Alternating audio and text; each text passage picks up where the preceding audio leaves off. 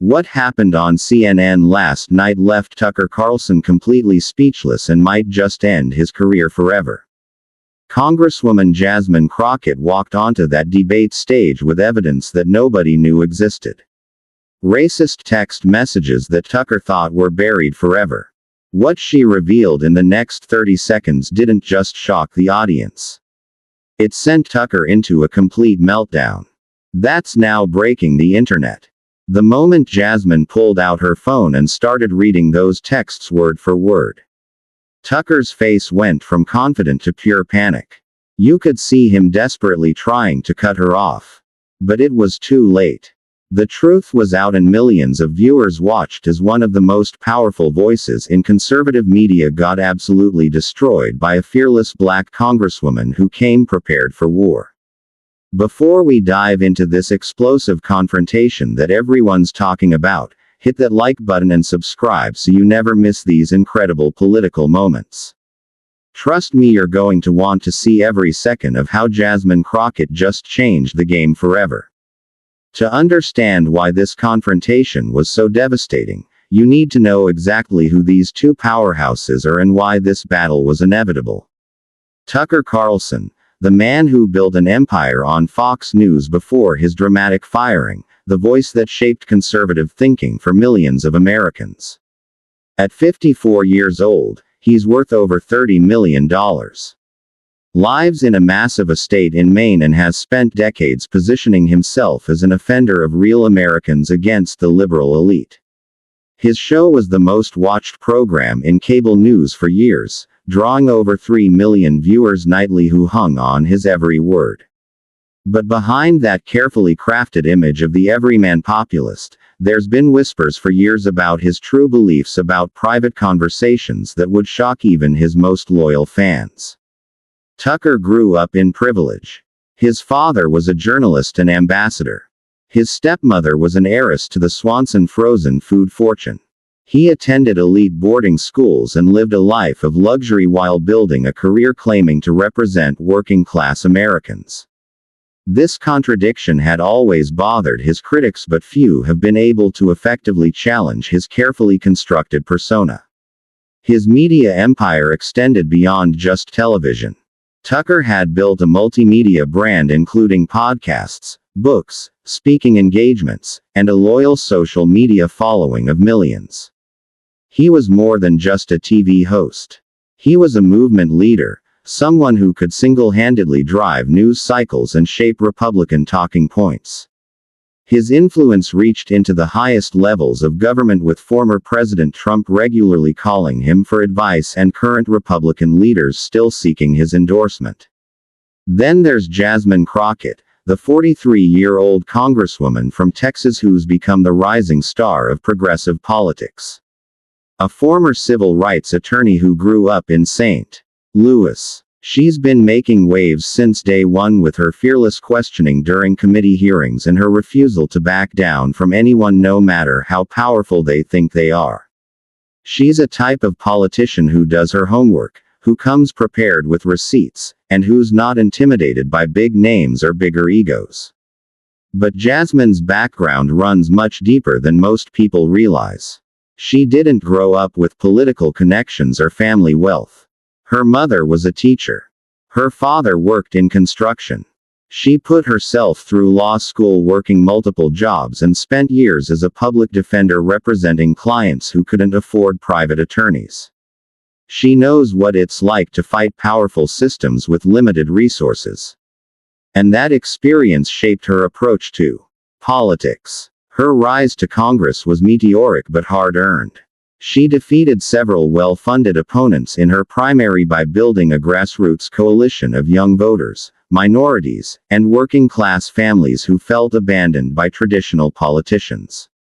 Her campaign was run on a shoestring budget but maximized social media and community organizing to overcome her opponents' financial advantages. The stakes of this confrontation couldn't be higher. This wasn't just about two political figures going head-to-head on cable news. This was about the very soul of American political discourse. Could someone like Tucker, with all his wealth and influence and media connections, continue to spread divisive rhetoric while hiding his true beliefs? Or would someone like Jasmine, armed with the truth and the courage to speak it, finally hold him accountable? For months Tucker had been attacking Jasmine and other progressive congresswomen, calling them radical and dangerous and questioning their loyalty to America. He built entire segments around mocking their policies and their backgrounds.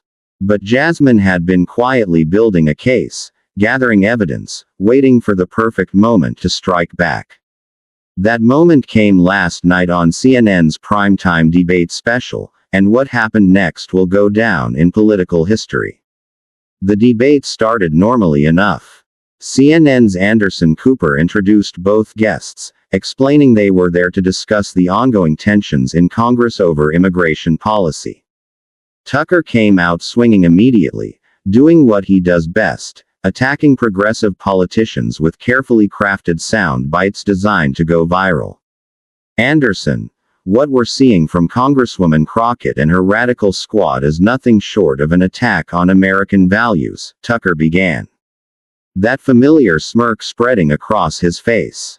These people hate this country and everything it stands for. They want to tear down our borders, destroy our economy, and replace real Americans with people who don't share our values. The audience in CNN studio was split. Some applause from conservative viewers. Some uncomfortable shifting from others. Tucker was in his element, playing to the cameras, delivering the kind of inflammatory rhetoric that had made him famous. He adjusted his red tie with that characteristic confident gesture, the same one he'd used thousands of times on Fox News. Jasmine sat there listening, her expression calm but her eyes sharp. She'd heard this all before. She'd been the target of these attacks for months. But tonight was different. Tonight she was ready. Her navy blue blazer was perfectly pressed, her notes organized in front of her, and most importantly, her phone was charged and ready. Tucker, that's exactly the kind of language that's been dividing this country, she responded. Her voice steady and controlled. Instead of having real conversations about real solutions, you spend your time spreading fear and hatred about people who look like me. Tucker laughed, that condescending chuckle that his critics knew so well. He leaned back in his chair like he was settling in for an easy victory. Oh, here we go. The race card. It's always about race with you people, isn't it? Can't defend your terrible policies, so you just call everyone racist. The temperature in the room was rising. Anderson Cooper tried to steer the conversation back to policy. But Tucker wasn't done. He was building up steam, getting more aggressive with each exchange. His voice was getting louder, his gestures more dramatic, like he was performing for an invisible Fox News audience. You want to talk about divide in the country, Tucker continued, pointing directly at Jasmine with his pen. You're the one who called half of America white supremacist just for supporting border security. You're the one who said suburban families are agents of racism for caring about their communities. You made a career out of hating white people and calling it justice. Behind the cameras, CNN producers were getting excited. This was exactly the kind of heated exchange that would go viral. Social media managers were already preparing clip packages. The tension in the studio was becoming palpable. You could feel in the air like electricity before a storm. Now the audience was really stirring. Some people were standing up. Others were shaking their heads. Conservative viewers in the audience were nodding along with Tucker's attacks, while progressive audience members looked increasingly uncomfortable. The division in the room perfectly reflected the division in America itself. Tucker was hitting his stride now, using all the rhetorical tricks that had made him famous. He was speaking directly to the camera, as if addressing his millions of former Fox News viewers. Anderson, this is exactly what I've been warning about for years, he said. These radical progressives don't want debate. They don't want discussion. They want to silence anyone who disagrees with their extreme agenda. But Jasmine was watching him carefully, studying his patterns, waiting for the right moment. She'd done her homework on Tucker Carlson.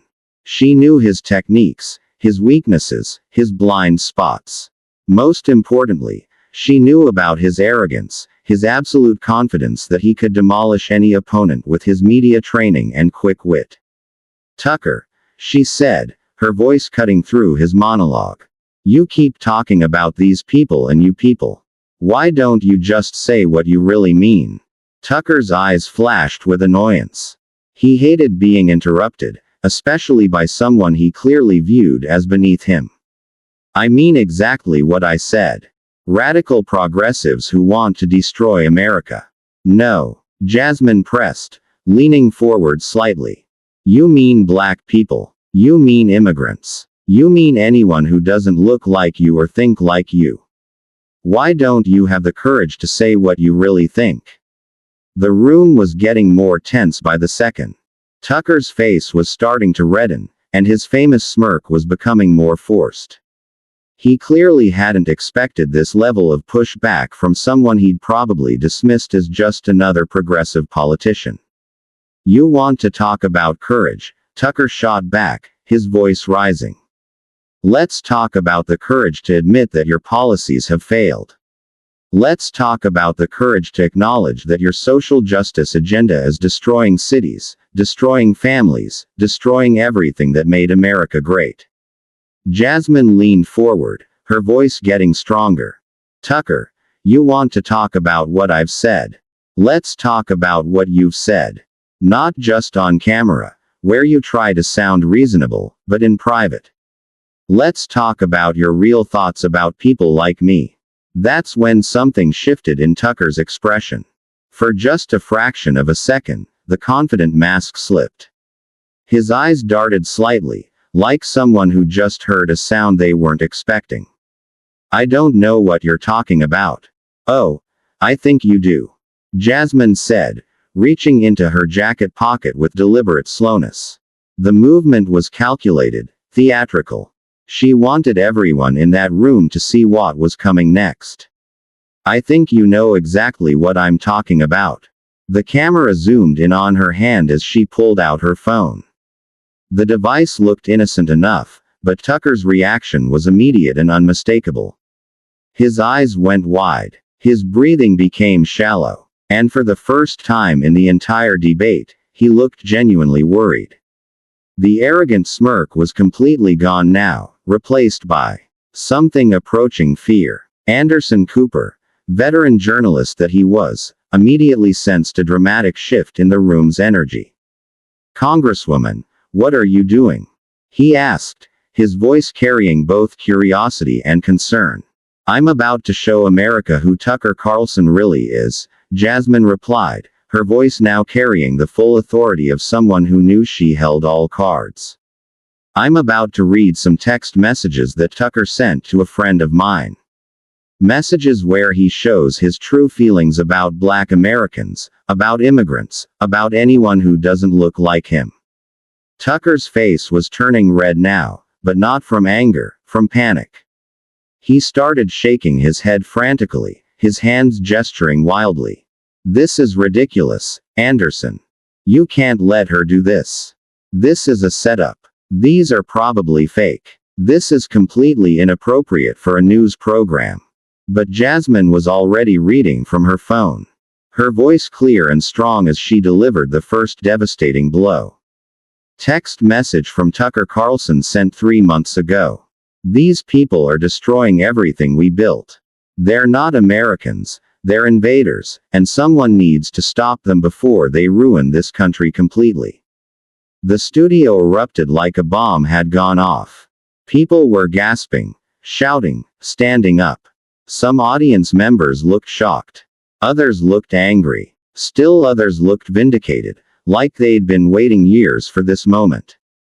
Tucker was waving his hands desperately trying to interrupt. But Jasmine's voice cut through the chaos. Another text from Tucker. "I can't stand these uppity congresswomen, thinking they can lecture real Americans. Someone needs to put them in their place. Tucker was now visibly panicking. Sweat beginning to form on his forehead. Stop, Anderson. Make her stop. These are private conversations taken out of context. This is a violation of my privacy. But the damage was already being done. In the control room, producers were frantically managing the live broadcast, knowing they were witnessing television history. Social media was exploding in real time. The hashtag Tucker text was already trending on Twitter, climbing toward the #1 spot. And Jasmine Crockett was just getting started. What happened next was the most devastating political takedown in recent memory. Jasmine Crockett didn't just expose Tucker Carlson. She systematically destroyed his entire public persona with surgical precision. Tucker, you want to talk about context, Jasmine said. Her voice now carrying the full weight of her authority as both a congresswoman and a former prosecutor. Let me give you some context. This next text was sent right after I questioned the Attorney General about voting rights. You want to hear what you really think about black women in positions of power. Tucker was now desperately trying to interrupt, his usual media-trained composure completely shattered. Anderson, this is completely inappropriate. She's violating my privacy. These could be fake. They could be doctored. This is exactly what the radical left does when they can't win on the issues. His voice was getting higher, more desperate. Sweat was now clearly visible on his forehead under the studio lights. The confident media personality who had dominated cable news for years was transforming before millions of viewers into something much smaller and more pathetic. Text message from Tucker Carlson. Jasmine continued, her voice cutting through protests like a knife. That Crockett woman needs to learn her place. These people think they can just waltz into Congress and start making demands. Someone should remind her that this is still a white man's country. The studio fell completely silent, except for the hum of the cameras.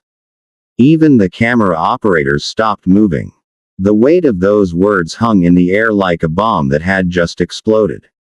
You could hear people in the audience gasping, some starting to boo, others sitting in stunned silence. Anderson Cooper looked stunned, his decades of journalism experience clearly not having prepared him for this moment. Tucker, do you want to respond to that? Tucker's face was now completely red, sweat visible on his forehead, his hands were shaking as he pointed at Jasmine, his voice cracking with a mixture of rage and desperation. This is a witch hunt. This is exactly what they do. They attack anyone who dares to speak the truth about what's happening to this country. But his protests sounded hollow now, desperate. The arrogant confidence that had made him famous was completely gone, replaced by the frantic denials of someone whose carefully constructed world was collapsing in real time. But Jasmine wasn't done. She had saved the worst for last. Oh, Tucker, we're not finished yet, she said, scrolling through her phone with the confidence of someone who knew she held absolute power in this moment. Because the American people need to hear what you said about the families who died in that mass shooting in Buffalo, the shooting that was inspired by the replacement theory that you've been pushing on your show for years.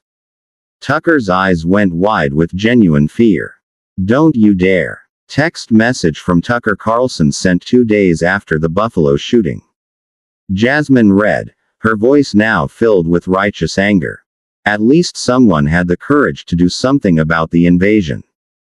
Too bad he couldn't have been more strategic about it. The studio exploded into chaos. People were standing up, shouting, some trying to leave.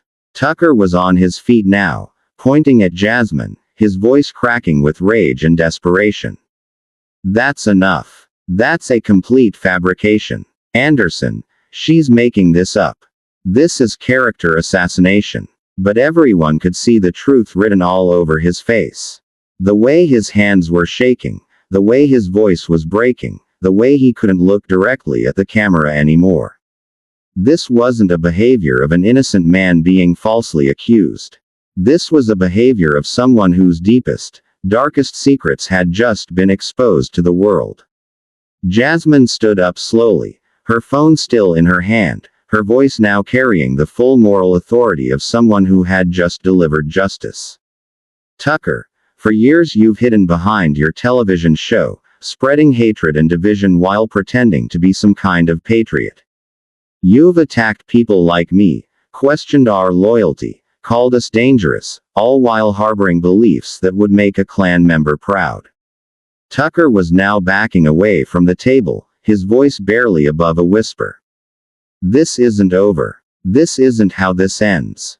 Oh, but it is, Jasmine replied, her voice steady and final. Because the American people have just seen who you really are, and they're never going to forget it. The camera caught Tucker's face in that moment. The moment when he realized his career, his reputation, everything he had built was crashing down around him. The confident smirk was gone, replaced by the look of a man who knew he'd been completely and utterly defeated. Anderson Cooper tried to restore order, but it was impossible. The damage was done. Tucker Carlson had been exposed, and Jasmine Crockett had delivered one of the most decisive political victories in modern history. As Tucker stormed off the set, pushing past camera operators and producers, Jasmine remained seated, calm and composed, watching him leave with the satisfaction of someone who had just delivered long overdue justice. The aftermath of Jasmine Crockett's exposure of Tucker Carlson didn't just stay in that CNN studio. It created a political earthquake that's still shaken the foundations of American media and politics. Within minutes of the confrontation ending, social media erupted like a volcano. #Tucker text was trending worldwide within 15 minutes. #Jasmine Justice followed shortly after. The video clips of Tucker's meltdown were being shared faster than Twitter servers could handle. Conservative Twitter was in complete meltdown mode. Some of Tucker's most loyal supporters were trying to claim the texts were fake, that it was all set up by the liberal media, but their hearts weren't really in it. Everyone had seen Tucker's reaction. Everyone had watched his face when those texts were read. You can't fake that kind of panic, that kind of genuine terror at being exposed. One prominent conservative account with over 2 million followers posted, "Even if these texts are real, Tucker was just speaking the truth that most Americans are thinking." But even that defense was getting ratioed by replies, pointing out that admitting the texts were real while defending their content was somehow even worse. Meanwhile, progressive Twitter was having a celebration. The hashtag #ThankYouJasmine was trending alongside the others. Video clips of her reading the text were being edited into highlight reels with dramatic music and slow-motion effects on Tucker's facial expressions. One video showing the exact moment his face changed when she mentioned the Buffalo shooting had already been viewed over 5 million times. The mainstream media response was swift and decisive. Thank you for watching. Don't forget to like, subscribe and share.